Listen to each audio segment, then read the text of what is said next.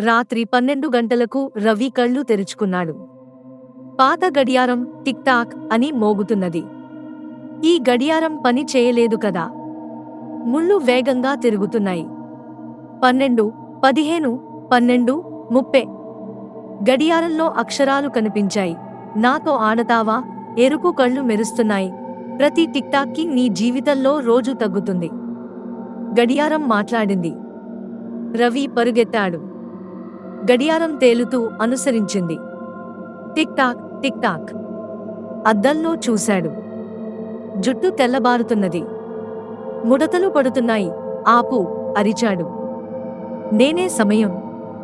నేనే మృత్యువు. గడియారం నవ్వింది. చివరి టిక్ టాక్ తో రవి కూలిపోయాడు. ఉదయం వృద్ధుడి మృతదేహం దొరికింది.